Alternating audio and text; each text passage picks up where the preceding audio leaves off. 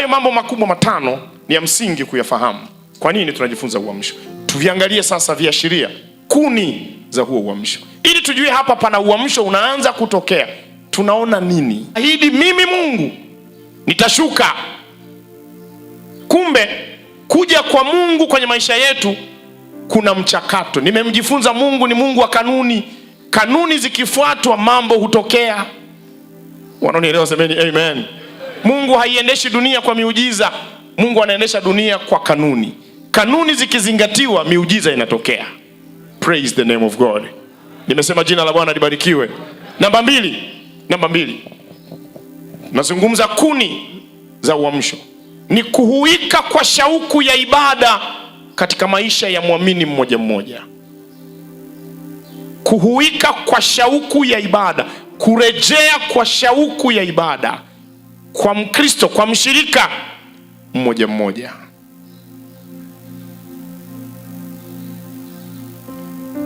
Unajua ibada ni wajibu wa mtu mmoja, wala sio wajibu wa watu wengi.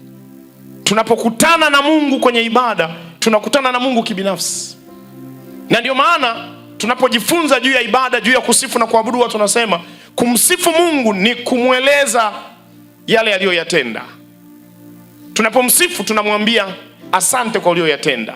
Ziko nyimbo za sifa zinazoonyesha utendaji wake.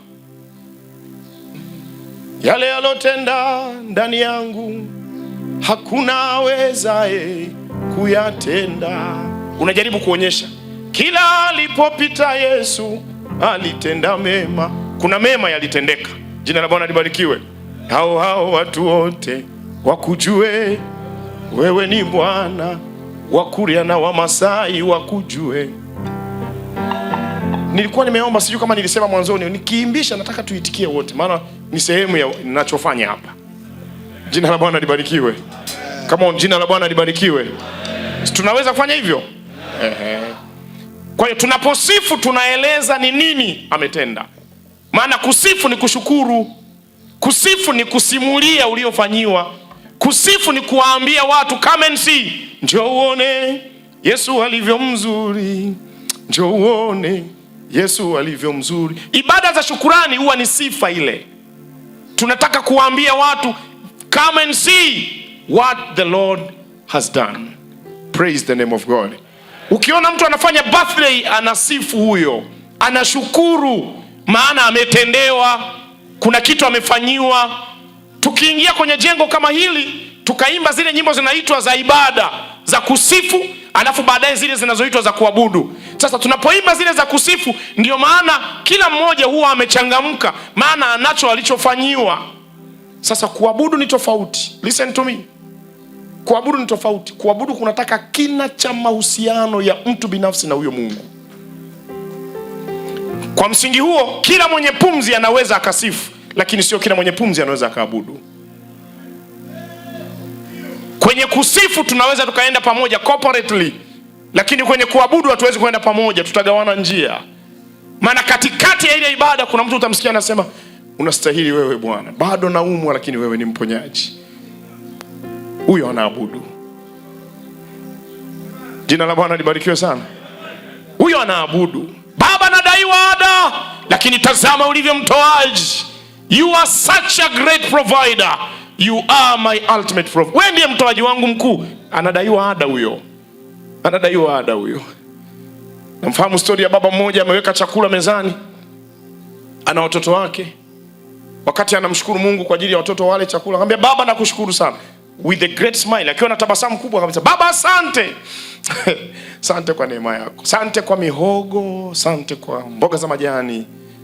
Asante kwa chakula hiki dhaifu. Lakini Bwana, ndicho ulichoruhusu nikipate. Ninaamini iko siku na mimi natamani pilau, natamani kitimoto, natamani kuku wa kuchoma. Lakini umenipa hiki, tunakipokea kwa shukrani. Asante maana wewe ndiye mtoaji.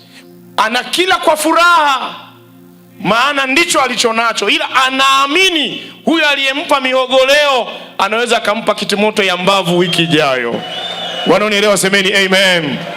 Wanaonielewa semeni amen. Tunaweza tukasifu pamoja, lakini kwenye kuabudu tutagawana barabara. Tutagawana barabara. Na ndio maana kuna mtu unaweza kashangaa, mbona huyu jamani niliona kama anamjua sana Mungu. Akutane na changamoto utajua. Utasikia kwenye msiba, baba kumbe hunijali, ulienda wapi? Mwezi wa 12 nilipata heshima, alikuwa lunch ya Christmas. Wale watu wote ni wazungu, mweusi nilikuwa peke yangu. Familia zote zilikuwa za wazungu, nilikuwa peke yangu kutoka Afrika. Nimeitwa nyumbani kwao. Wakati tunakula kile chakula walikuja wageni wawili, mtu na mkewe. Kumbe wote wale ni wavuta bangi wakubwa, na walikuja niliona wanayumba, sikuelewa mwanzoni, sikujua ni nini. Kumbe ni waraibu wa madawa na hivyo. Kila baada ya dakika chache anatoka mmoja anaenda, kuna baridi kali. Unaona anahangaika, anavaa majaketi mawili matatu, anatoka. Anaenda, kumbe dakika kama anarudi. Nikauliza baadaye wakitoka wanaenda wapi? Sema wanaenda kuvuta. Mpaka nikaona kweli dhambi ni utumwa. Kwa sababu palikuwa na baridi ni kali, Disemba baridi ni kali. Mabarafu yanadondoka hivi. Anateseka ila anaenda kuvuta. Kwa tukiwa kwenye chakula pale tunaongea, nakumbuka nikasikia tu moyoni kushare habari za Kristo. Nikamuuliza mwenyeji, unaniruhusu? Mwenyeji ameokoka. Unaniruhusu? Wale ni majirani zake. Unaniruhusu ni zungumze nao kuhusu habari za Yesu? Akasema, oh yes. Nikashuhudia kidogo. Kati nashuhudia, nashangaa mama machozi yanatoka. Machozi yanamwagika. Yalipoanza kumwagika machozi, nikaona mume wake anakasirika. Akamwambia, why are you crying? Kwani unalia? Akamwambia, maneno ya huyu Mwafrika huyu mchungaji wa Kiafrika huyu yamenigusa sana. Naona anaongea ukweli sana. Akamwambia, acha asije kukubadilisha. Sasa yule mama akaamua kutafsiri kile kilio. Akasema, hapa nalia mara mbili. Kwanza, maneno yako yanaonyesha unaongea kitu cha maana sana. Kwa hiyo kinanifurahisha. Yani alafu ni kama kinakagua maisha yangu, naona sifai. Lakini namba 2, huko kutokufaa kwangu ninaona unanikaribisha, ni kama unanisogeza karibu na Mungu ambaye mimi namchukia. Mungu hakunitendea vizuri, alimuua baba yangu. Mimi nina hasira naye, simpendi. Sasa anashangaa hampendi Mungu, alafu naongea maneno anataka kumsogeza karibu na huyo asiyempenda. Naomba tuelewane vizuri. Kwa unaweza kukuta mtu analia kanisani, halii kwa kuwa anampenda Mungu, analia kwa kuwa anamchukia.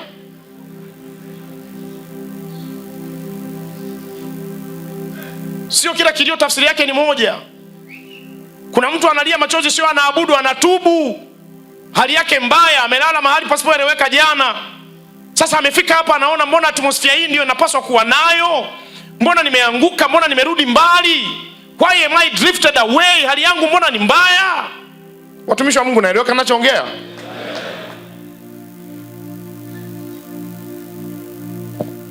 Sasa nisiendelee na ile story, nirudi kwenye hoja yetu hapa. Maana nilimuombea, nashukuru Mungu nilimuombea. Baba amekasirika, hataki nimuombee. Mama akasema, come what may, liwalo na liwe. Mimi nimeamua, maneno ya huyu jamani nimeyaelewa. Kuhuishwa kwa ibada binafsi. Ibada binafsi. Wapendwa, ibada binafsi ndilo hitaji kuu la uamsho. Ibada binafsi ikiwepo, kuna vitu hutasukumwa kufanya, wala hutaambiwa nyanyua mikono. No, hakuna mtu aliyewahi kutiwa moyo kumpongeza baba yake wala kumshukuru baba yake. No. Unajua kuna kakipengele hapa utakaona, tutafika hapa. Watu waliokuwa na ibada binafsi, hawa ambao tunaona miaka hiyo ya nyuma maisha yao yalikuwa maisha bora pamoja na Kristo, walisogezwa kwenye ule uchaji, kwenye hofu ya Mungu. Hata aina ya nyimbo walizoimba wala hazikuwa nzuri kama za kwetu. Hazikuwa zinafuatilia mpangilio wa rhythm zake kama za kwetu. Content zake, maneno yake ya ndani hayakuwa kama ya kwetu, lakini yalikuwa yanaleta matokeo yasiyo ya kawaida. Hawakuwa wanajadili nyimbo na content zake, walikuwa wanajadili upendo wa huyo wanayempenda, anayeitwa Mungu aliye hai. Mimi nimeongozwa sala ya toba kwenye ibada ya nyumbani usiku. Ya nyumbani usiku. Kutoka nyumbani kwetu, nyumba kama ya 3 ya 4 hivi, ilikuwa inapigwa ibada usiku kwenye saa 2 hivi. Wale watu walikuwa wanafanya ibada za nyumba kwa nyumba, zile home Bible fellowship. Sasa zile zilikuwa za zamani hizo, miaka hiyo. Nimesikia, niko nyumbani, makofi yanapigwa, pambio zinapigwa. Nikasogea, mtoto wa katekista wa Katoliki. Nikasogea tena, mtumikiaji, nazungusha katika dude kanakotoa nini? Moshi. Nikasogea, navutwa na ile pambio, nikasogea kusikiliza maneno. Pambio ile sio ya kusifu wala sio ya kuabudu. Ulimi ni kiungo kidogo, matatizo yake ni makubwa. Sasa wale wa siku nyingi wanaelewa. Gen Z hapa mtatusubiri kidogo. Inapigwa pambio, ulimi ni kiungo kidogo, matatizo yake ni makubwa. Tunaenda pamoja na muziki tafadhali. Alafu unasikia kulikuwa kuna misumari. Kulikuwa kuna misumari na chupa. Alafu kuna ile misumari ya habu miwili ya basikeli inapiga ti ti ti. Alafu kuna kitu kinaitwa kayamba. Alafu kuna ngoma. Bonge ya music mwanangu. Yaani bonge ya muziki inapigwa ile. Alafu unasikia wanavyoitikia. Sauti ya 4 ilikuwepo. Nimeshatoa maelekezo kwa wakurugenzi wa majimbo wa DMS, sauti ya 4 irejee kwa jina la Yesu aliye hai. Maana moja kati ya kazi kubwa mbaya ambayo shetani alifanikiwa ni kuwaambia watu kwenye generation yetu na ukisasa na teknolojia, sauti ya 4 haihitajiki. Kitendo cha kuondoa sauti ya 4 ni kuambia wanaume hamna kazi, you are useless. Ndio maana leo kwaya ina watu 40, ina mwanaume mmoja, 2. Tunarudisha sauti ya 4 kwa jina la Yesu aliye hai. Sasa inapigwa ile pambio, ulimi ni kiungo kidogo, matatizo yake. Wewe tuenda nyumbani kwa miguu, unasikia ulimi unakula na mlenda, unadanganya watu, unasema na uongo, unaimba na kwaya, ulimi tunaitikia ulimi. Nikasogea, alafu hiyo inavutwa inaenda paka inakuwa ya kuabudu. Ulimi ni kiungo rakakakata shere. Sasa unajiuliza, huu wimbo sio wa kusifu, sio wa kuabudu, ni nini kinaliza watu hapa? Unagundua ni yale mahusiano walionayo yeye na Mungu, sio maneno yanayosikika ndani ya ule wimbo. Tunaporejesha uhai, tunapotaka uamsho, tunataka ile shauku mpya ya mtu binafsi na Mungu wake ya kiibada. Wanaonielewa semeni amen. Yaani mtu anaingia kanisani akiwa tayari mafua yameanza. Yaani ni kama vile gari moshi inasubiri kulipuliwa. Yaani yuko kwenye silencer tututu. Kama ni risasi umesha kamata unataka kulipua. Yaani anaingia kanisani alishaiva. Alikuwa ananyoosha rakati ya ndama. Yaani huko njiani anaulizwa swali anajibu kwa roho katika rabaita. Yaani anaingia kwenye ibada alishajaa. Wanaonielewa semeni amen. Semeni amen. Na hao huwa hawasubiri nyimbo 3, 4, 5 za pambio. Huwa hawasubiri eti yule mtu aje hapa aanze kuleta zile mbwembwe zake za kupanda na yani ule wimbo tu unaitwa opening song, wimbo tu wa kufungua ibada. Maana huwa kuna nyimbo ambazo ni za kufungulia ibada. Yani bado mambo sio serious na anayeimbisha wala hayuko serious. Unashangaa naimba namna hiyo, unasikia tu anasema nimekuja nyumbani mwako kulitukuza jina, na nyie mnagusagusa not serious, bado mnatuni na kukuabudu, nimekuja nyumbani. Samani wale waliokaa nyuma wasogee. Sawa. Okay. Wale mashemasi kukuabudu, wewe ni mtakatifu wangu, nimesimama mbele zako. Ndio, sawa. Waingie, wasogee kabisa, wajaze nafasi za mbele na kukuabudu, wewe ni mtakatifu wangu, nimesimama mbele zako. Sawa. Wanapraise wapande kabisa, waje kabisa, wapande juu. Nataka kusema nawe,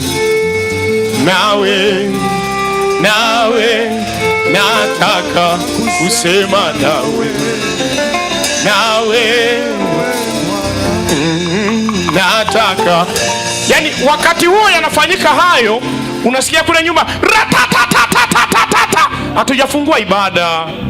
Hatujafungua ibada. Jamani semeni amen.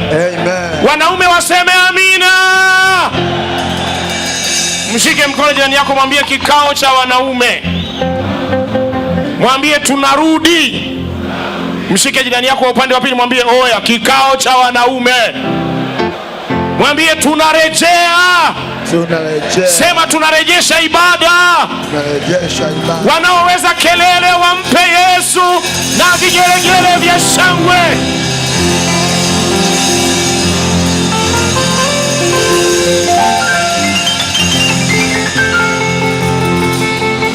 Pambio zilizoimbwa zilikuwa za ajabu. Unashangaa pambio inaimba inasema, Juma nilikwambia uache kuvuta bangi. Juma nilikwambia uache kuvuta bangi. Juma nilikwambia uache kuvuta bangi. Juma nilikwambia uache kuvuta bangi. Uache. Uache. Uache kuvuta bangi. Sasa unajiuliza hapa kinachowajaza ni Juma, ni bangi, ni kuvuta. Hatajwi Yesu, hatajwi Mungu, halitajwi neno. Unagundua Yesu alikuwepo katikati ya zile ibada. Wanaume wapiga kelele. Piga kelele. Piga kelele. Piga kelele.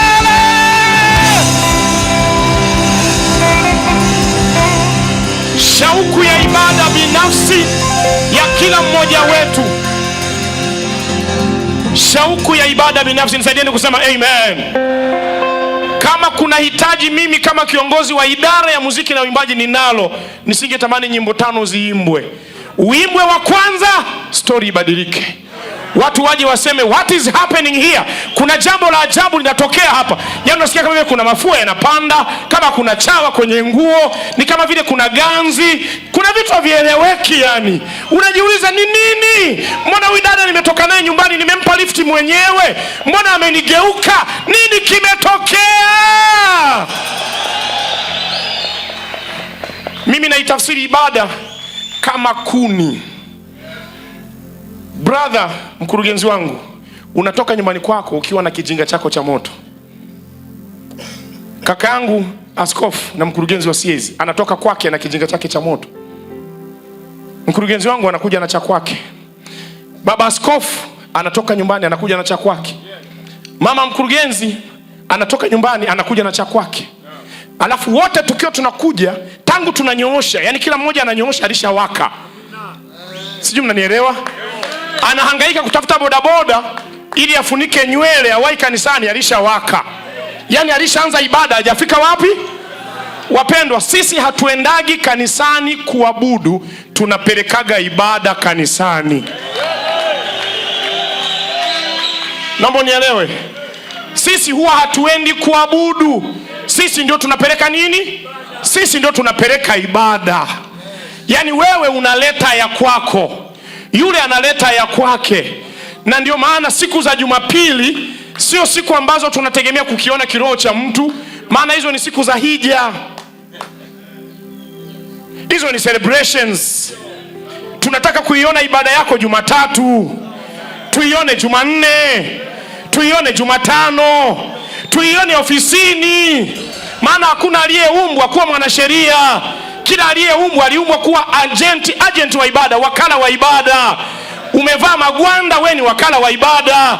Unahudumia watu kwenye pampu ya mafuta, umejaa ibada. Semeni amen. Yani maisha ya ibada, ibada inakuwa ni maisha yako ya kila siku. Unakuwa mtu wa ibada, unageuka mwenyewe kuwa ibada mwenyewe. Praise the name of God. Jina la Bwana libarikiwe.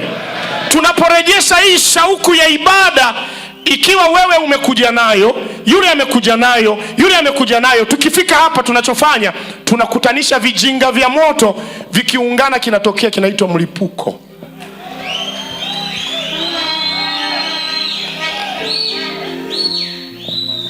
Hicho ndo nilichokuwa natolea mfano hapo wakati nawasha moto.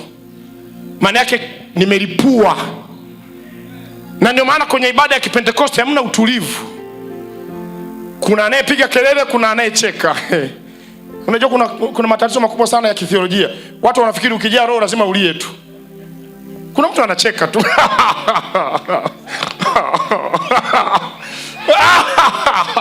Kuna mwingine ni kama vile anahesabu, yuko katikati ya ibada, yani ni kama anahesabu vitu hivi. Wanaume semeni amen. Yani anafanya hesabu ya aliyotendewa. Na ndio maana ukitengeneza atmosphere ya kiibada, naomba nitoe mfano.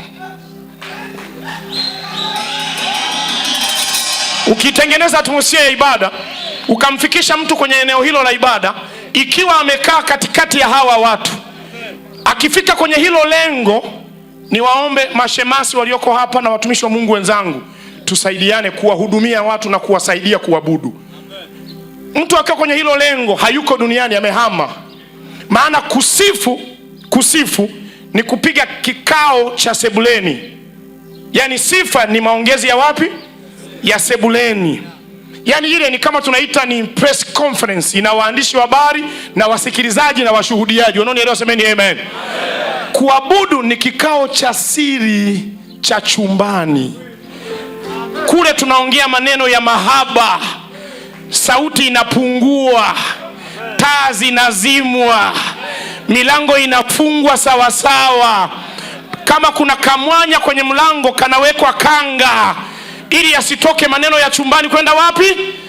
Nje. Wananielewa? Sema amina. Sasa kama hivyo ndivyo, naomba nielewe, kama hivyo ndivyo, mtu akiwa kwenye hali hiyo, maana yake hayuko wapi? Duniani. Wanapoingia watu wapya kwenye ibada, wasiruhusiwe kuwa disturb waliokwisha ingia. Maana kuna watu pia hawajielewi. Katikati ya hali hiyo unashangaa, namwambia naomba nipite, samahani, nipite. Wewe, mimi sipo duniani, nimehama hapa. Kuna mtu anaelewa ninachoongea? Tunapojadili ibada tunaongea maneno ya siri. Ndio maana saa hiyo kuna mtu anahesabu, sauti haitoki,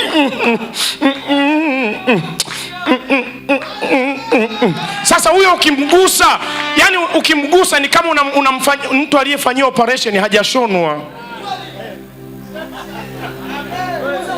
Ni kama hajashonwa, unamuondoa, unampeleka wapi sasa? Yuko kwenye kikao. Na kuna wengine walikuwa bado wana tabia mbaya, roho anashughulika nazo saa hiyo. Maandiko yanatuambia anayenena kwa lugha haongei na watu, anaongea maneno ya siri na roho yake na Mungu.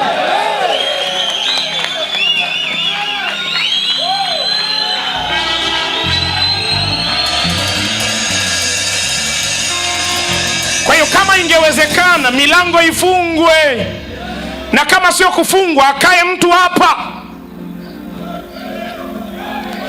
akae mtu hapa.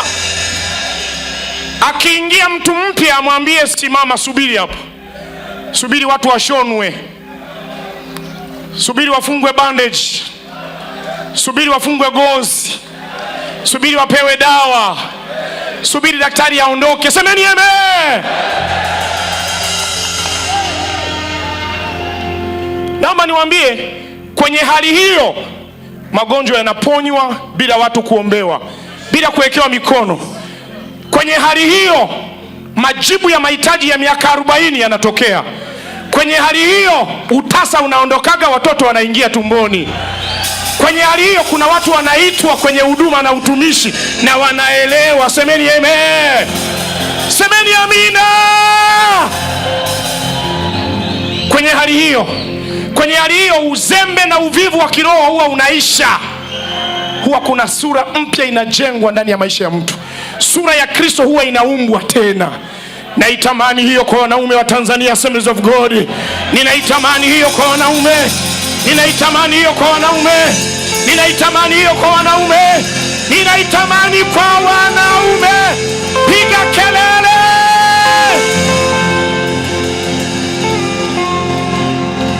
Aliyeondoka nyumbani amegombana na mke wake, anamsamehe kwenye hali hiyo. Akiondoka anampeleka mwenyewe out. Hata kama alisema nikirudi kutoka kanisani ataniona, naomba nikwambie wewe mwenyewe unaonana na mzee. Ibada inaisha, unamtafuta mwenyewe yuko wapi. Unamwambia mke wangu, hivi uliniambia ujana baga muda gani? Mpaka yeye mwenyewe anajiuliza what is happening here. Wanaonielewa nisaidieni kupiga kelele za shangwe mbele za Bwana aliye hai.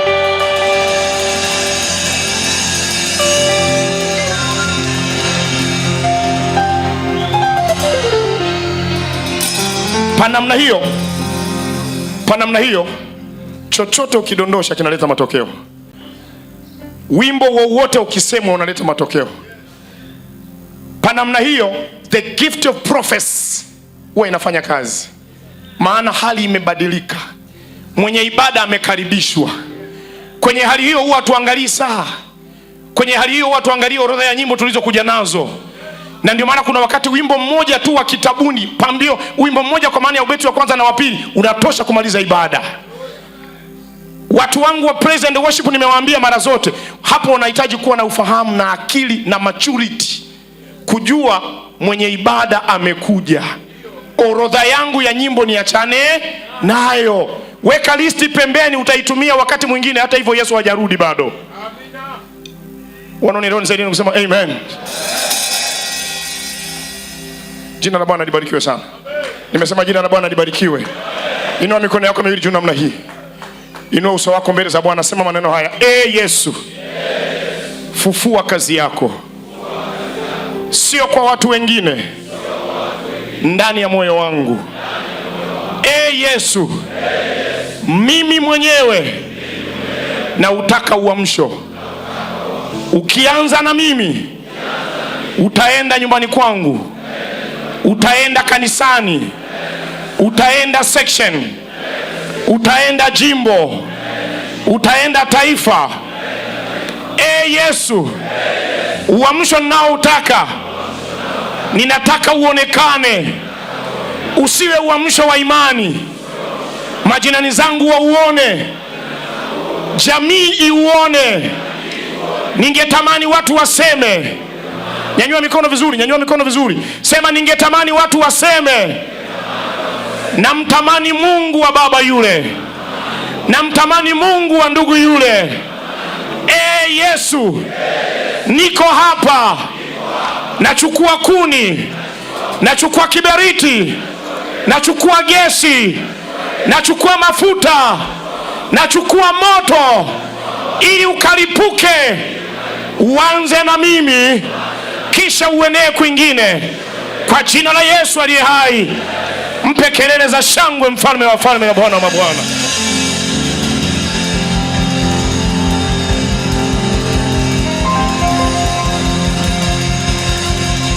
Naomba ukae, naomba ukae, naomba ukae. Andika mambo yafuatayo. Andika mambo yafuatayo. Kuna jambo la ajabu sana Roho Mtakatifu ananisemesha. Kuna watu wanaponywa aina mbalimbali za magonjwa wakiwa wamekaa kwenye viti vyao. Kwa ni kuombe utulie. Utahitaji kuwekewa mikono, lakini kuna maajabu utayasikia. Narudia tena, kuna watu mnaponywa aina mbalimbali za magonjwa katikati ya wingu hili. Hutahitaji kuwekewa mikono. Sijui ni jambo gani, lakini that's the message. Nikiambiwa specifically nitatamka, lakini nimesikia kuna watu wanaponywa katikati ya hili wingu. Maana yake amesemwa mponyaji ameshuka kuhudumia watoto wake. Tunaangalia viashiria, tunaziangalia kuni. Tumesema namba 1 ni toba ya kweli. Namba 2 tumesema ni kuhuika kwa shauku ya ibada katika maisha ya muamini mmoja mmoja. Namba 3 ni kulipenda neno. Hizi ni kuni. Ukiona haya unajua uamsho tayari. Ni kulipenda neno la Mungu na kuliishi. Ni kulipenda neno la Mungu na kuliishi. Mtume Paulo anasema kwenye Wakolosai 3:16. Wakolosai 3:16, neno la Kristo na likae kwa wingi. Likikaa kwa wingi ndani yetu, matokeo yake ni makubwa. Tukianza kulipenda neno, na mimi nataka nimpongeze Baba Askofu Mkuu na kamati yake ya utendaji. Nikupongeze mkurugenzi mkuu wa CMF. Naiona sura ya wanaompenda Mungu na neno lake hapa. Naiona, naomba niwaambie ambaye hataona ana shida ya ufahamu. Hawa ni wanaume, hawa waliokaa hapa ni wanaume. Tunaambiwa ni zaidi ya wanaume 1100. Ni wanaume hawa. Wamekaa wanakula neno. Naomba niwaambie hiki unachofanya kinaikomboa nyumba yako na familia yako kwa jina la Yesu aliye hai. Naomba niwaambie huu utii ulionao hapa unabadilisha familia yako, unabadilisha kanisa lako, utaibadilisha jamii yako kwa jina la Yesu aliye hai. Kulipenda neno na kuliishi. Ni maombi yangu tuondoke na huu moto na tuupeleke kwenye maeneo yetu. Nenda kaitishe vikao, nenda kaitishe vikao vya wanaume wenzako. Walipie hata kama utawatengenezea chai na karanga, wanywe, wasemeshe haya tuliyoongea hapa. Waambie tuna kikao. Naomba niwaambie kuna vikao vinatajwa. Hiki ni bonge ya kikao, hii ndio baba lao kwa jina la Yesu aliye hai. Piga kelele za shangwe kwa wanaume wanaompenda Yesu aliye hai.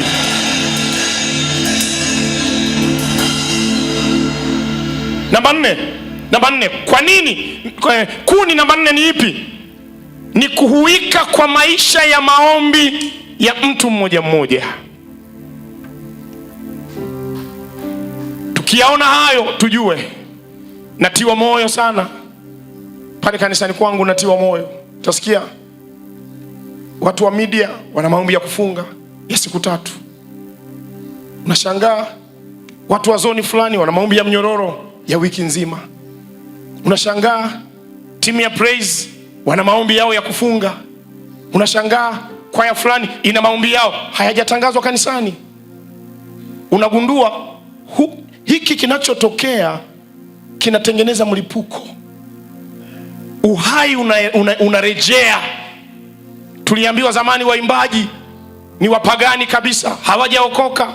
Naomba niwaambie katika miaka hii 2-3 iliyopita tumeona mapinduzi makubwa mno Mungu anayafanya, na nimshukuru sana baba askofu na kamati yake kuzaa idara inaitwa idara ya muziki na uimbaji.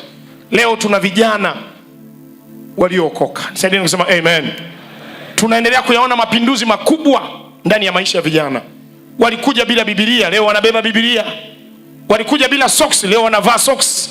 Walikuja bila viatu, leo wanavaa viatu. Walikuja bila mikanda ya suruali, leo wanavaa mikanda ya suruali. Sio wote, bado wapo. Tunaendelea kupambana nao, lakini hatua tunayoiona ni nzuri. Tunafurahia tunachokiona madhabahuni. Leo wanaifurahia ibada, wanakuja wamependeza, wanaivalia ibada nguo nzuri, wanabeba na sadaka. Naomba niwaambie hayo ni mapinduzi makubwa kwenye ulimwengu wa roho ndani ya kanisa letu. Niitikieni amen. Andika Zaburi ya 119 mstari wa 154. Zaburi ya 119 mstari wa 154. Point na Zaburi ya 119 mstari wa 154.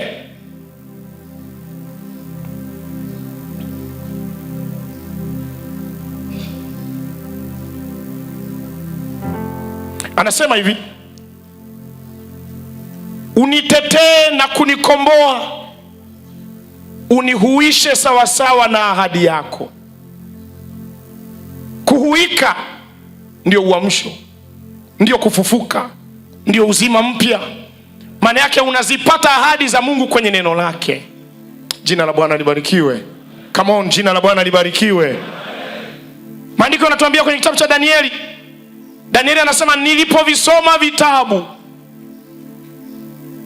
Maana yake amesoma vitabu, ameyasoma maandiko, vitabu vya ahadi za Mungu na aliyoyasema, akagundua wakati wa kukaa matesoni umeisha. Tunaweza tukasoma maandiko tukainuka kwenye maskini wetu tukaanza moja. Nafurahi kwamba kwenye ibada hii, kwenye conference hii liko somo la uchumi na familia. Nataka niwaambie tutamiliki pesa kwa jina la Yesu aliye hai. Tutakuwa wafadhili wa kazi ya Mungu kwa jina la Yesu aliye hai. Jina la Bwana libarikiwe sana. Nimesema jina la Bwana libarikiwe. Namba 5, kumpenda Mungu na kumtolea kwa moyo wa hiari. Ukimwona mwanaume anatoa kwa moyo wa hiari, ukimwona anatoa. Mwanaume mmoja miezi 2 sasa imepita akanifuata, ana bahasha, anakuja ni kama vile anataka kulipuka, akanikabidhi bahasha, akaniambia baba, hii ya umisheni. Nikamuuliza ielekee wapi? Akasema utajua mwenyewe. Nasikia moyoni nikutie moyo kwenye kazi ya umisheni. Nafungua ndani milioni 15. Milioni 15. Ngoja niwaambie, wanaume wakiamua mambo yana change. Takapokuwa naongea kurudi kwenye nafasi ya mwanaume, nitakwambia mwanaume akichanganyikiwa, jamii inachanganyikiwa. Mwanaume akipoteza network, jamii inapoteza network. Mwanaume akistruggle, familia ina struggle, kila mtu ana struggle. Mwanaume akinyooka, mambo yananyooka. Mwanaume akaleta mfuko hapo umedondoshwa hapo, akaondoka zake. Nafungua ndani milioni 15. Ikabidi niangalie upya kama nimehesabu sawa sawa. Nikamuuliza tena akiwa ameshaondoka. Nikamwambia, samahani, hivi uliniambia hii hela nifanyeje? Akasema, ya umisheni, utajua unakoipeleka mwenyewe. Jina la Bwana libarikiwe. Utajua. Nikasema huyu mwanaume ameelewa huyu. Mwanaume ameelewa huyu. Mwanaume mmoja nahubiri siku moja. Sasa nahubiri, achana na mwanaume akiamua. Mwanaume akiamua ni hatari. Mwanaume akiamua ni hatari. Yaani mwanaume akiamua huwa anawaambia wanawake wote, tulieni. Tuna kazi ya kufanya, tulieni. Kwenye ibada ya CMF sisi iliyopita, wanaume walipamba maua mpaka juu ya friji. Ni friji zile ni nini zile zinaitwa? AC, juu ya AC. Yaani walipiga maua ambako hayajawahi kuwekwa. Yaani kila ukiangalia maua. Yaani walipiga maua wale jamaa, maua kila mahali. Wameamua. Wanaume ni hatari wakiamua. Mwambie jirani yako, kikao cha wanaume hiki. Mwambie wa upande wa pili, hiki ni kikao cha wanaume. Mwambie, kaa kama mwanaume. Napiga injili siku moja. Sasa sikuwa najua, wale mnavaa suti mnaelewa. Kumbe huwa kanatokaga hivi, kautumbo kandani kanachomoka, si ndio? Kanyuma aka. Sasa sijui, kumbe huyo jamaa amekaa pale akaona kama vile suti yangu imechanika. Maana aliondoka, akawasha gari, akamfuata katibu wa kanisa, akamwambia, natoka kidogo, naona kama baba hayuko vizuri. Akaenda dukani, akaja na suti mpya. Mwanaume huyo. Yaani mwanaume akiamua, yaani akishafika mahali akaelewa, anafanya maamuzi, hana kikao. Hahitaji kikao. Yaani jamaa anaweza akacheki, akaona dramu zimeisha, kesho anazishusha hapa. Yaani haulizi kikao. Wanaume mnanielewa? Mwambie jirani yako, kikao cha wanaume hiki. Natoka nakuta suti kala ile niliyovaa, kila kitu vile vile. Akasema, baba, samahani, twende ofisini kwako. Tukaenda ofisini. Akaniambia, nimeona hii suti utakuwa ukuiangalia vizuri, imechanika nyuma huko. Sasa naomba ubadilishe ili watu wasichanganyikiwe, nimeleta suti inayofanana. Ameshapinda na kupinda. Yaani ameshaniangalia na urefu, amepinda na urefu wa chini. Achana na wanaume wewe. Ndio maana ni janga sana wanaume wakilala kanisani. Ni janga sana. Ongeza taa ni waone wanaume hao. Ongeza taa. Ongeza taa niwe na waona hao wanaume. Wanaume wanisaidie kusema amen. Anasema kumpenda Mungu na kumtolea kwa moyo wa hiari. Saidieni kusema amen. Mwanaume mmoja akaniambia, baba, Christmas naomba kanisa zima wale hapa. Nikamwambia, basi tufanye kikao, tufanye budget. Akasema, achana na budget, niambie shilingi ngapi.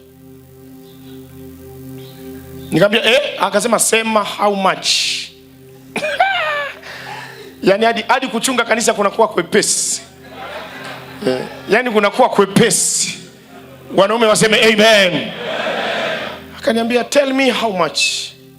Nataka kanisa zima wale. Nikakumbuka kwenye moja ya principle na kazi kubwa za mwanaume ni provider. Mwanaume ni mtoaji. Mwanaume ana sifa ya Mungu. Kazi yake ni kutoa. Wanaonielewa semeni amen. Mwanaume apokei bwana, mwanaume anatoa. Mwanaume anatoa, mwanaume ana sweat, anatoa. Atanukia baadaye ka perfume, lakini kwanza ana sweat afu anatoa. Wanaume waseme amen. Jamaa akaniambia, leta budget. Budget ikaletwa, tukapiga vyuku pale mzee, tena vya kienyeji. Piga vyuku, piga vitimoto, piga Pepsi za baridi zinavuja jasho. Piga ndizi za kukaanga, piga chipsi. Kulikuwa hakuna mchuzi. Ni vya kukaanga kanga tu, yani vikavu tu. Kuna jamaa mmoja tu amekasirika, ametupiga wote mamisusi. Wanaonielewa semeni amen. Mmoja tu. Kwa nataka kununua basi kwa ajili ya injili. Tukaweka kibubu. Tukachanga kibubu miezi 6 kama sio miezi 8. Tukakifungua kibubu, tunataka milioni kama 70 hivi. Kwenye kibubu tukapata milioni 40 ngapi? Nafikiri 44 45. Tukauliza basi, wakatuambia kati ya milioni 89 mpaka 115. Nakumbuka nimeenda kwenye mkutano wa injili Kagera, Bukoba. Sio mkutano, semina. Nimemaliza semina hiyo jioni ya kwanza, nimerudi hotelini na kuta simu imeita ya mwanaume mmoja. Akaniambia, baba, najua umesafiri. Nikamwambia ndio. Nilitaka tu kujua ule mpango wa basi bado upo? Nikamwambia ndio. Tuna shilingi ngapi? Nikamwambia kama milioni 44 45. Akaniambia okay. Umeshajua bei kamili ya basi? Nikamwambia ni kati ya 89 mpaka 115. Akaniambia, mwambie Yesu asante. Mwanaume huyo. Mwanaume. Bwana hahitaji kikao, mwanaume. Nikamwambia sijaelewa. Umesema mwambie Yesu. Nikamwambia sasa yani nisemeje asante? Akasema afanya hivi, waelekeze watu wako wa deposit hizo hela kwenye akaunti yangu. Alafu sema asante Yesu, na ukirudi kanisani usimwambie nini, usiwaambie watu nani amefanya, waambie Yesu amejibu, tunapata basi. Kwisha habari yake. Maana yake kama inazidi milioni 40 naleta, kama inazidi 50 mimi natoa, kama inazidi 60 natoa, na uniambie specification za basi zuri unalotaka. Aisee, hapo nikaacha uvivu kabisa, sikulala siku hiyo. Nikaingia mtandaoni kukagua basi zuri la mwaka wa mbele linalobeba watu wengi, injini nyepesi, kilomita chache. Wanaonielewa semeni amen. Mzigo ukaingia pale. Kuna mwanaume mmoja kakazirika. Mcheki jirani yako, mwambie kikao cha wanaume. Wasitushinde watu wasio na akili timamu, wanaenda baa wananunuliana bia, zinapanda kreti. Utasikia leta mguu wa mbuzi, mwingine jamaa anafoka hapa, leta kiuno cha mbuzi, mwingine anafoka leta kifua. Yani maana yake mbuzi mzima ameshaletwa. Bia zinawekwa, wanakunywa mpaka zinaachwa. Tupige mzigo kwenye ufalme wa Bwana katika jina la Yesu aliye hai. Wanaonielewa semeni amen. Kwenye hiyo namba 5 andika andiko. Nina dakika 8 zimebaki. Kwenye hiyo namba 5 andika andiko, kumpenda Mungu na kumtolea kwa moyo wa hiari. Kutoka 35:29. Kutoka 35:29. Namba 6. Tunaziangalia kuni. Kwa hiyo ukiona hayo, jua uamsho tayari. Uamsho tayari. Namba 6, kumpenda Mungu na kumtumikia. Kumpenda Mungu na kumtumikia. Pata ushuhuda mmoja juzi. Kuna mtu mmoja alikuwa wa kawaida kabisa, mimi nikiwa mshirika, tulikuwa washirika pamoja kanisani. Juzi nimepata ushuhuda, nimeshangaa. Eti amenunua fuso, amenunua jukwaa, anafadhili mikutano 11 kwa mwaka peke yake. Nikasema achana na mwanaume akiamua. Mwanaume akiamua ni hatari. Ile mwanaume akiamua hii nyumba anavunja peke yake. Peke yake anashuka chini, peke yake. Hahitaji msaada. Huyu jamaa amenunua stage, amenunua fuso, amenunua saundi na anafadhili mikutano 11 kwa mwaka. Maana yake kila mwezi kuna mkutano. Kwa hiyo mingine anaiunganisha. Juzi ananipigia binti moja, ananiambia tunaenda kwenye mkutano wa Injili, huu ni mkutano wetu wa 8 tangu mwaka umeanza. Nikamwambia sasa mbona 11 inaisha mwaka hujaisha? Akasema inawezekana ataongeza mingine. Yaani hasemi kanisa litafanya, anasema ata. Maana yake yuko mwanaume huyu? Hatari sana, hatari sana. Hatari sana. Mwanaume akitia mguu chini hivi, mwanaume hivi. Na akasema story. Shukuru Mungu ameweka mahali sahihi. Wanaonielewa semeni amen. Wanaonielewa semeni amen. Namba 7, tunazungumza kuni za uamsho. Viashiria ya kwamba hapa uamsho umekuja. Inainuka roho ya unyenyekevu na kiburi kinaondoka. Yaani ukianza kuona unyenyekevu, kiburi kinashuka, unajua hapa kuna jambo Bwana anafanya. Jina la Bwana libarikiwe. Come on, jina la Bwana libarikiwe.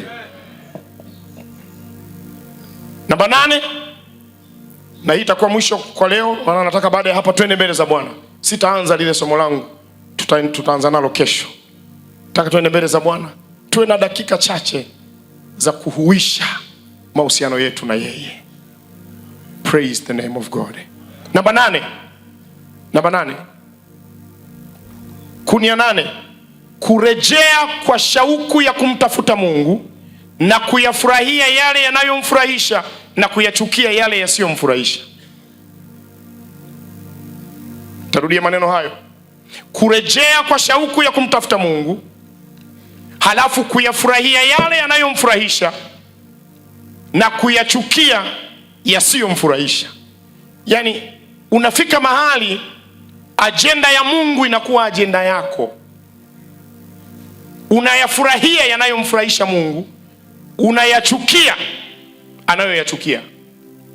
Yaani unaanza kutafuta kuona mapenzi ya Mungu yanatimia kwenye maisha yako. Unafurahia kuona mambo ya Mungu yanatendeka. Unasikia raha hata kama hilo jambo halikugusi wewe kwa 100%. Yaani unajisikia raha tu ukisikia ajenda za Mungu zimetimia. Wanaonielewa semeni amen. Na unajisikia vibaya unapoona ajenda za Mungu haziendi sawa sawa. Praise the name of God. Come on, praise the name of God.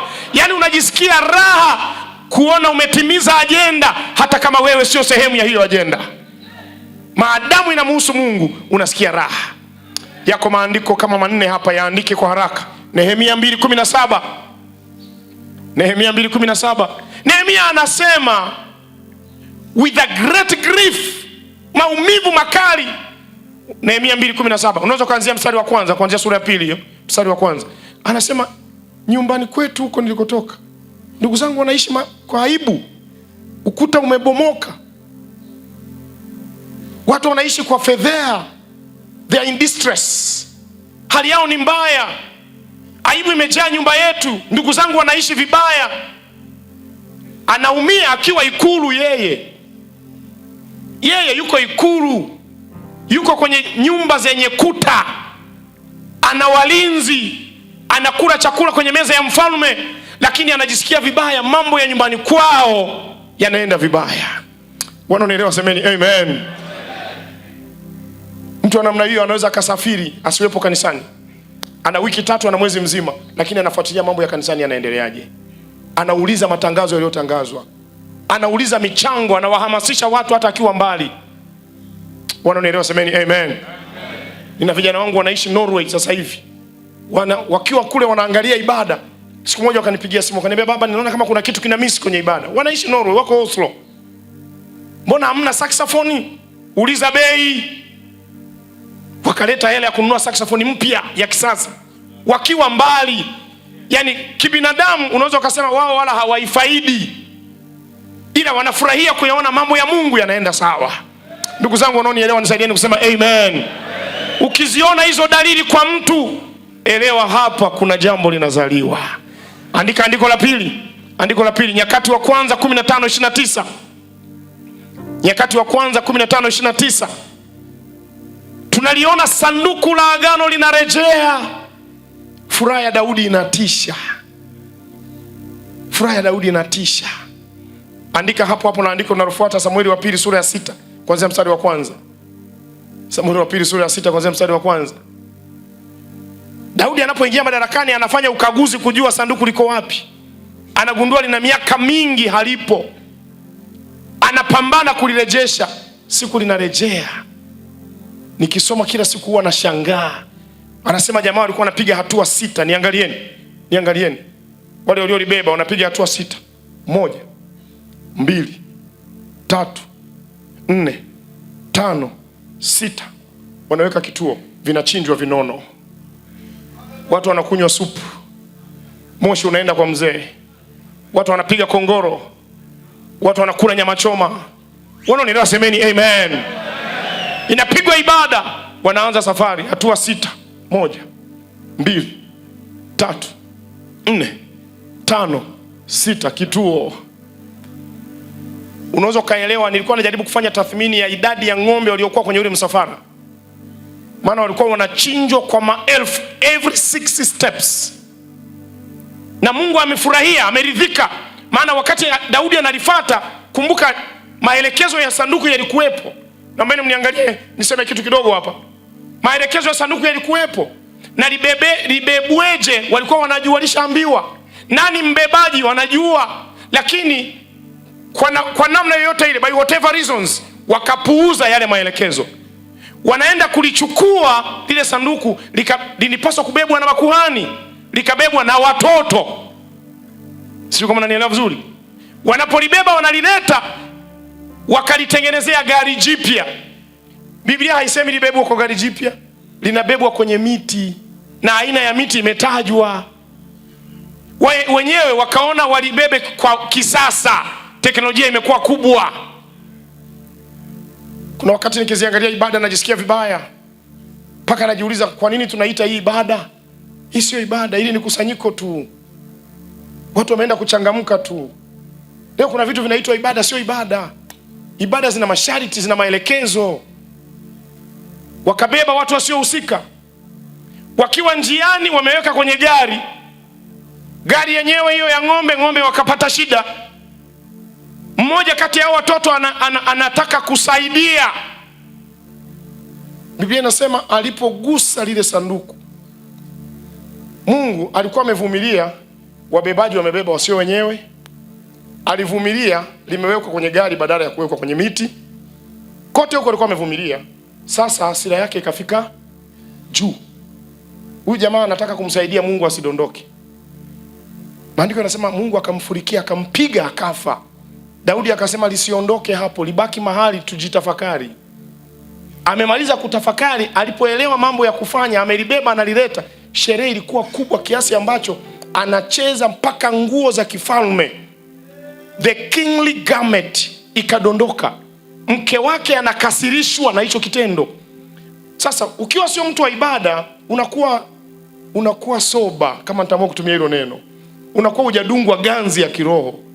Unajua kuna watu wanaingia kwenye ibada hawafi, yani wako macho saa zote. Wimbo wa kuabudu wako macho, wa kitabu wako macho, praise inapigwa wako macho, yani wako soba, yani hawapotei. Network zao hazikati za kiroho. Wapendwa, yani mimi nafurahia ifike mahali network ikate, unajikuta tu kamasi zilishapitiana na machozi na hivi ni marafiki. Unaanza kufuta baadaye, hali ilishabadilika. Ulikuwa na tai, unashangaa ilienda upande, wamekusaidia. Yani kuna mazingira yametokea. Sasa huyu mama yuko soba, alafu ni mtoto wa mfalme, anajua tamaduni na sheria na protokali za kifalme. Anamtamani mfalme mumewe aishi kwa itifaki. Anamwambia, unawezaje kucheza mbele ya wale wanawake mabaradhuli wale? Alijibu vizuri sana Daudi. Akamwambia, my dear honey, wife, sweetheart, nashangaa jicho lako linaona dunia, alioni mbingu. Yani umechagua kuona ya duniani. It was before God. Mi pale sikuwa nadondoka mbele za wale watu, nilikuwa nadondoka mbele za nani? Ilikuwa ni mbele za Mungu. Wanaonielewa semeni amen. Yani furaha yake ni kuona mambo ya Mungu yamefanya nini? Yamefanikiwa. Semeni amen. Yani unashangilia, unaona mkutano kwenye mtandao wameokoka watu 1000, yani you are like wow. Unajua leo kuna watu wanafurahia wakiokoka wakaja tu kanisani kwake. Ndio maana mpaka mikutano imekuwa dhaifu. Tufanye mkutano kwenye korido ya kanisa. Wewe peleka mkutano uwanjani. Na watakao okoka ruhusu waende popote. Semeni amen. Shughulika na ufalme. Ni kama vile unawakaba watu waokoke. Ingiza ndani, ingiza ndani. Na wakabwaji nao siku hizi wana akili. Semeni amen. Acha nimalizie, dakika zangu zimeisha. Twende Mambo ya Nyakati wa Kwanza 13. Mambo ya Nyakati wa Kwanza 13. Nimeshakupa Nehemia, nimekupa Nyakati wa Kwanza 15, nimekupa Samueli wa pili 6 kuanzia mstari wa kwanza. Sasa ni Nyakati wa Kwanza 13. Bado ni Daudi huyo na sanduku. Andiko la mwisho ni Samueli wa pili 11. Samueli wa pili 11. Nazungumza mtu ambaye shauku yake ya kumpenda Mungu imepanda kiasi ambacho anafurahishwa na ajenda za Mungu na anachukizwa na yasiyomfurahisha Mungu. Wanaonielewa semeni amen. Hapa unamuona mtu anaitwa Uria Mhiti. Uria anamwambia mfalme Daudi, siwezi kulala nyumbani, majeshi ya Bwana yako porini. Kwa nini mimi nilale nistarehe na mke wangu? No way. Nitalala hapa mlangoni kwako. Maana yake nini? Nasubiri kupambazuke nifanyeje? Niondoke nirudi mzigoni. Kazi ya Mungu inaharibika. Kazi inaharibika. Nimejifunza unapoanza huduma ya kichungaji, huwa ni ngumu sana kutenganisha fedha inaitwa ya kwako na ya kanisa. Watoto wamelala na njaa na hela ilikuwepo imeenda kununua betri za microphone. Fedha ya ada imeenda kulipia pango la kanisa. Nilikuwa nashangazwa sana na hizi shuhuda wanazozitoa wapendwa hapa. Oh, Manupa akaja na hela za mke wake.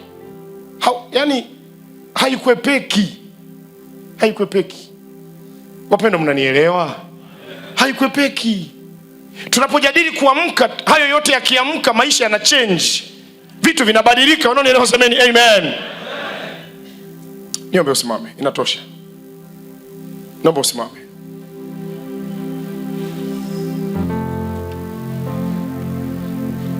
Naomba usimame.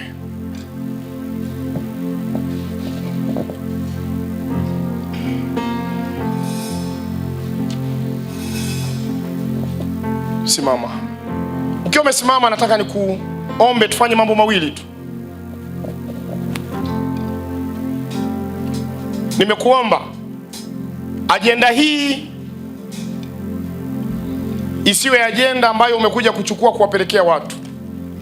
Iwe ajenda ambayo umekuja wewe kujichukulia kuni zako za kukuwasha mwenyewe.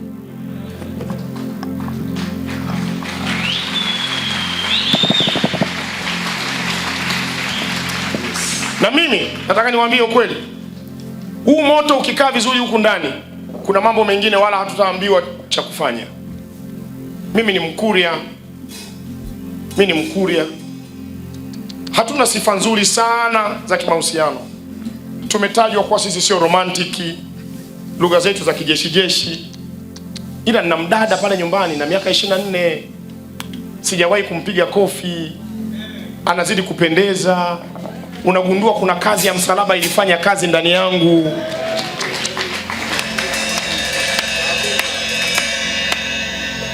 Kuna ajenda naamini zitadondoka baada ya conference hii. Unarudi nyumbani ukiwa kwenye basi, unampenda Yesu upya. Semeni amen. Yani kuna mambo utaanza kumwambia Bwana, naachana na hii kwa jina la Yesu, naachana na hii kwa jina la Yesu, naachana na hii. Najua hapa bado kuna younger generation iko hapa. Kuna watu bado wana shida na mateso ya pornography, wanaangalia vitu visivyofaa. Nataka nikwambie, huu moto huu ukiuchukua, hizi kuni ukiziweka ndani ya moyo, naomba niwaambie kuna vitu hutahitaji kuwekewa mikono na mtu. Kuna zile dhambi za siri ambazo mtu hazijui, zitadondoka kwenye ukumbi huu, unaondoka ukiwa mtu mwingine kwa jina la Yesu aliye hai. Kuna watu wamekuja hapa wanasema mimi sitakaa nioe, maana kuna watu wamenidisappoint. Naomba nikwambie, unaondoka hapa na ndoto za mdada mwenye nywele zimelala kulia, nyingine zimelala kushoto, na baada ya miezi miwili unamfuata pastor, baba nataka nioe. Nini kimetokea? Nimepona kwenye conference ya wanaume. Wanaonielewa semeni amen.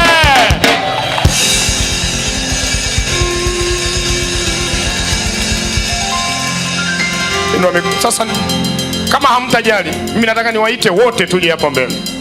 Tusimame hapa mbele. Sogee wote hapa mbele. Sogea hapa mbele. Mimi namfurahia sana Roho Mtakatifu. Roho Mtakatifu ni zaidi ya super surgeon, yule mpasuaji bingwa. Yeye anajua huko ndani mahitaji yetu ni yapi, na kwa kuwa anajua, huwa anaelewa aanze na jambo lipi. Yeye anajua la kwanza, anajua la pili, anajua la tatu, anajua la mwisho. Hii shauku tuliyokuja nayo na huu utii na huu unyenyekevu, ninaliona kanisa la TAG linaenda mbali sana sana sana sana sana. Na yaona makanisa yetu local churches, ninaona makanisa yanapandwa isivyo kawaida. Ninawaona watu wakitumika isivyo kawaida. Nyanyua mikono yako juu. Funga macho yako. Funga macho yako. Sema maneno haya pamoja na mimi. Wewe unaendelea kutembea, usiogope. Kama unaweza kusimama, kama nafasi haitoshi hapo ulipo, maadamu umeshainuka kwenye kiti, Bwana amekuona. Bwana amekuona. Bwana amekuona. Inua mikono yako, funga macho, halafu inua uso wako kama unayemtazama Yesu. Macho yake yamefungwa, inua macho yako mbinguni. Mimi nilikuwa ninapokuja kwenye hii conference nilijiambia, Mungu, ninaenda petrol station. Tumekuja kunywa tena mafuta. Nikawa namwambia Bwana, tunakwenda garage, tunakwenda kufanya service. Nataka nikuhakikishie kuna nati zinakazwa huko ndani, kuna mafuta mapya tunapakwa huko ndani, kuna historia mpya inaandikwa huko ndani. Kuna mtu conference hii ndio conference yake ya kwanza na ya mwisho, kwa maana ya mapinduzi ambayo yanaanza na yatadumu maisha yake yote. Yaani kwenye kalenda yake anakwenda kuweka alama. Naomba niwaambie, na kuna ambao wiki hii ninamuona Yesu akichukua msumari pale msalabani, anaufanya kuwa kalamu, anachovya kwenye bakuli la damu, anaifanya ile damu kuwa wino, na anaandika ndani ya moyo wako na kuchora tattoo. Anatamka statement moja, you are forever mine. Ninakumiliki, hutamilikiwa na madawa ya kulevya tena, hautamilikiwa na pornography tena, hautamilikiwa na uasherati tena, hautamilikiwa na uzinzi tena, hautamilikiwa na tamaa tena. Ninaiona neema ya Bwana inainuka ndani ya maisha ya watu. Naiona neema ya Bwana. Sema maneno haya, sema maneno haya. Yesu, Yesu, tazama niko hapa. Tazama niko hapa. Niko tayari. Niko tayari. Kuanza upya. Kuanza upya. Na mwanzo huo. Na mwanzo huo. Sianzi peke yangu. Sianzi peke yangu. Naomba nianze na wewe. Naomba nianze na wewe. Yesu. Yesu. Kwa jina la Yesu. Kwa jina la Yesu. Historia yangu. Historia yangu. Maisha yangu. Maisha yangu. Yanageuzwa. Yanageuzwa. Kuanzia hapa. Kuanzia hapa. Ninalitazama jengo hili. Ninalitazama jengo hili. Kama mlima mgeuko. Kama mlima mgeuko. Kutokea hapa. Kutokea hapa. Ninageuzwa. Ninageuzwa. Mawazo yanageuzwa. Mawazo yanageuzwa. Nia inageuzwa. Nia inageuzwa. Moyo unageuzwa. Moyo unageuzwa. Nafsi inageuzwa. Nafsi inageuzwa. Naondoka mtu mwingine. Naondoka mtu mwingine. Weka mikono kwenye moyo, inua bado uso wako vile vile. Funga macho, inua tu uso wako vile vile, mikono weka kwenye moyo. Thank you Jesus. Asante Yesu. Yesu anatembea katikati yetu. Yesu anatembea katikati yetu. Anafanya mageuzi, anafanya mapinduzi. Kuna ambao utaisikia sauti yake anaongea na wewe, na kuna wengine utasikia na kukumbatia. Utasikia kama unakumbatiwa na mtu. Naomba nikwambie, huyo sio mtu, ni Yesu anakukumbatia. Anaanza moja na wewe. Anayafurahia mageuzi haya. Anafurahi kwamba umerejea. Alikuwa anajiuliza uko wapi? Kwa nini uko mbali na mimi? Leo anaanza moja. Leo anaanza moja. Leo anaanza moja. Ninaziona nguvu za Bwana zinatembea katikati yetu. Baba, katika jina la Yesu aliye hai, kwa jina la Yesu. Yes, asante Yesu, asante Yesu. Roho ananiambia ule uponyaji unaendelea. Kuna watu wanaponywa fistula, kuna watu wanaponywa tezi dume, kuna watu wanaponywa mateso mbalimbali, kuna watu wanatengenezwa, kuna watu wanaondolewa mateso ya muda mrefu, kuna magonjwa yaliyo sugu yanaachia maisha yako. Ninaiona neema ya Bwana, ninauona mkono wa Bwana unatembea katikati ya maisha yako, kwa jina la Yesu aliye hai, kwa jina la Yesu aliye hai, kwa jina la Yesu aliye hai, kwa jina la Yesu aliye hai, kwa jina la Yesu aliye hai, kwa jina la Yesu aliye hai, kwa jina la Yesu aliye hai. Inua sauti yako tu, nenda mbele za Bwana. Inua sauti yako, inua sauti yako, inua sauti yako, inua sauti yako. Wewe inua sauti yako, ikiwa uko hapa, ikiwa uko mbali, inua sauti yako, inua sauti yako, inua sauti yako, inua sauti yako, inua sauti yako. Cry out before God. Mlilie huyu mfalme wa falme, simba kabila la Yuda, Mungu wa Ibrahimu, Mungu wa Isaka, Mungu wa Yakobo. Anageuza kizazi, anageuza kizazi, anageuza kizazi. The Lord is changing the generation. The Lord is changing generation. Yeye ni Mungu wa kizazi, ni Mungu wa vizazi, wala hajitambulishi kibinafsi, anajitambulisha kwa generation. Anageuza vizazi vyetu, anayageuza maisha yetu, anaigeuza TAG.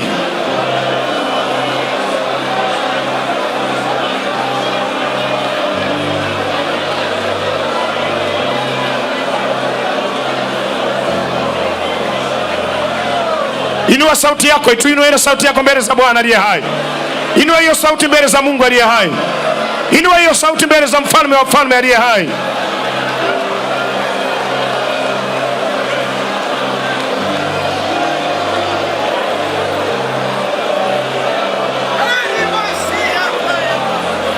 Yanafanyika maajabu hapa. Kuna upasuaji, kuna operation inaendelea. Mfalme anafanya upasuaji. Yeye ni daktari. Yeye ni daktari. Ni zaidi ya daktari bingwa unayemjua. He is a super surgeon. He is a super physician. He is doing his work. Anaifanya kazi yake kwa jina la Yesu aliye hai. Sasa naomba unisikilize, nifanye maelekezo ninayosikia ndani ya moyo wangu. Naomba unisikilize. Naomba unisikilize. Inua mikono yako yote miwili, weka kwenye kichwa chako. Iweke kichwani namna hiyo. Asante. Weka kichwani namna hiyo. Nilipaswa niweke mikono yangu juu yako, hata ningeita meza hii kuu yote isingetosha. Weka mikono kichwani. Roho Mtakatifu anachosema ni kwamba mikono hiyo sio yako sasa, ni yake mwenyewe. Ni Yesu ameweka mikono yake juu yako. Yeye ndiye anasema mkono wake si mfupi, anaweza akautumia wa kwangu kuwa wa kwake. Sasa anaugeuza wa kwako kuwa wa kwake. Ukiwa umeweka mikono namna hiyo, nataka umwambie Bwana unachotaka, maana kuna maajabu anayafanya. Kama ni toba mwambie, kama ni masamaha ya dhambi mwambie, kama ni neema nyingine mwambie, kama ni commitment yako kwake mwambie, kama ni kuitika wito mwambie, maana amekuwekea mikono. Sema unachotaka, yuko tayari kujibu. Inua sauti yako sasa. Inua sauti yako. Yes.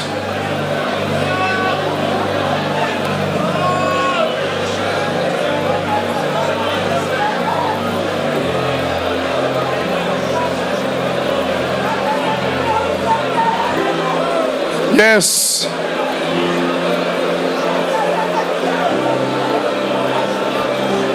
Hiyo mikono ni ya Mungu mwenyewe. Mimi ningeweza kuweka ya kwangu, haitafikia wote, lakini yeye anageuza maisha, anageuza watu, anageuza nia. Yeye anasema huigeuza hata mioyo ya wafalme mwelekee yeye. Anaigeuza mioyo ya kina baba ielekee watoto, anageuza mioyo ya watoto ielekee wazazi. Naomba nikwambie, anafanya mapinduzi. Anamgeuza mwanaume hapa, anageuza uwezo wake wa kufikiri, anageuza uwezo wake wa kupanga, anageuza uwezo wake wa kuona. Anaingiza moto wa uamsho ndani, anaingiza kuni za uamsho ndani. Huduma zinageuzwa, maono yanageuzwa, maisha yanageuzwa, vipaumbele vinageuzwa. Neema ya Bwana inaanza upya na historia ya kwako inageuzwa kwa utukufu wa jina la Yesu aliye hai.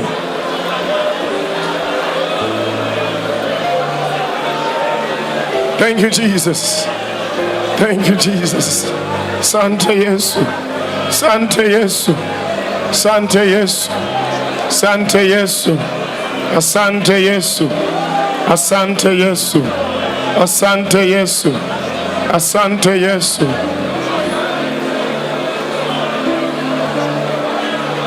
Thank you. Asante. Asante. Asante. Asante. Asante. Asante.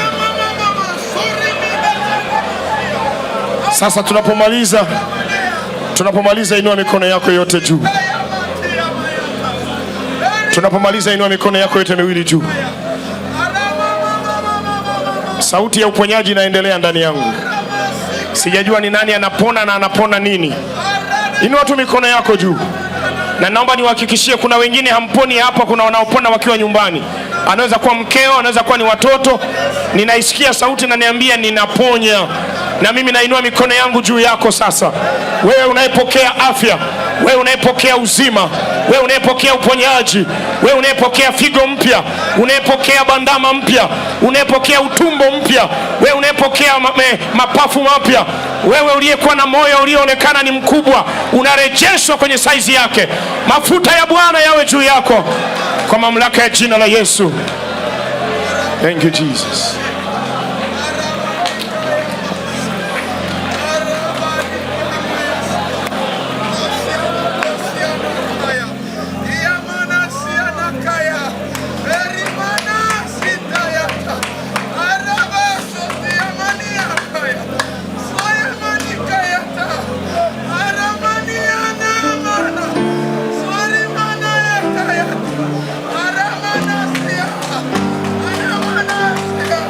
Asante Yesu.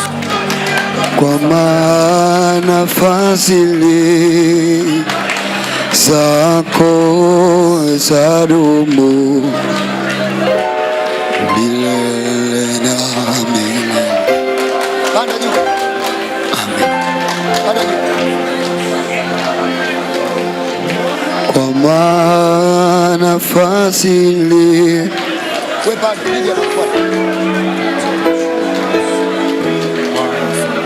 zako zadumu